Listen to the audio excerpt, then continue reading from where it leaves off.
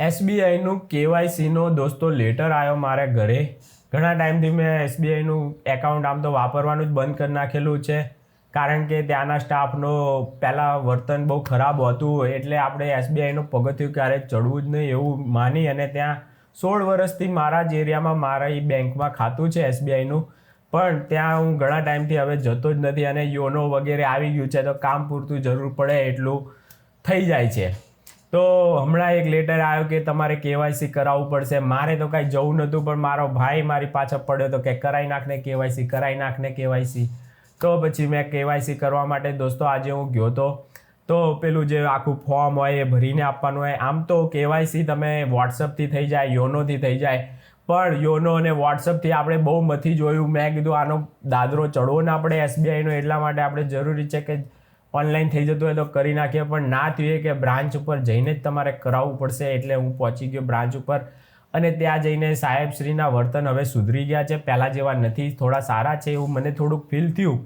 એટલે આપણે કોઈ ડખો કર્યો નહીં, પણ અંદર એક એવી કોલમ હોય કે મંથલી ઇન્કમ તમારે લખવાની અને વાર્ષિક ઇન્કમ એપ્રોક્સિમેટ લખવાની, આવું એક કોલમ હતું.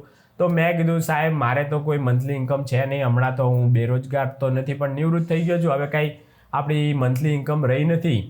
તો સાહેબ કે ના ના ના ના લખવી જ પડશે, ખોટી તો ખોટી, કે 10 રૂપિયા કે 10,000 રૂપિયા કે 20,000 લખી નાખો ને એમ કે. મેં કીધું નિશાન ચૂક માફ, નહીં માફ નીચું નિશાન. મેં કીધું 10,000 ને 20,000 એવું ના લખું, ખોટું જ લખવું છે તો 10 લાખ લખીશ. તો મેં પછી 10 લાખ ઠોકાડી દીધી અંદર. એ કે તમે 10 લાખ લખો છો તો તમને કે પછી આવશે આમ ઇન્કમ ટેક્સના ફલાણા ઢીમકાણા ને એને તમારી નોટિસો આવશે. મેં કીધું સાહેબ તમે મને ખોટી લખાડી, હું તો જવાબ આપી દઈશ કે એ લોકો મારી માથે ચડીને કહેતા હતા કે તારું એકાઉન્ટ બંધ થઈ જશે, આ ખાલી ના રખાય કોલમ, મંથલી ઇન્કમ તો કહેવી જ પડશે, લખવી જ પડશે. તો મેં પછી એ લોકોએ ખોટી લખાવડાવી તો મેં ખોટી લખી છે એ હું જવાબ આપી દે. બાકી ઇન્કમ ટેક્સવાળા ચેક કરી લે મારા ઘરનું બધા બેંક એકાઉન્ટથી લઈને બધું, ક્યાંય તને 10 લાખ ઇન્કમ ના દેખાય. તો મારે સિસ્ટમ સામે હવે લડી જ નાખવી છે, તો પછી ભલે ઇન્કમ ટેક્સ સામે બી એક લડાઈ થઈ જાય. તો દોસ્તો આ રીતની હતી મારા એસબીઆઈના કેવાયસીનો અનુભવ. તમારે કેવો અનુભવ રહ્યો એ મને કહેજો. અને હવે 10 લાખ મેં લખી નાખી છે. મેં સાહેબને કીધું હવે હું પ્રયત્ન કરે 10 લાખ કમાવાના. તો દોસ્તો તમારી પાસે કોઈ સારા આઈડિયા હોય 10 લાખ રૂપિયા દર મહિને કેવી રીતે કમાવા તો પણ જણાવજો ચોક્કસથી. અને પેલા એવા આઈડિયા નહીં આપતા કે ડ્રગ્સ વેચ, દારૂ વેચ, ફલાણું એવા બધા ખોટા ઇલીગલ આઈડિયા નહીં આપતા.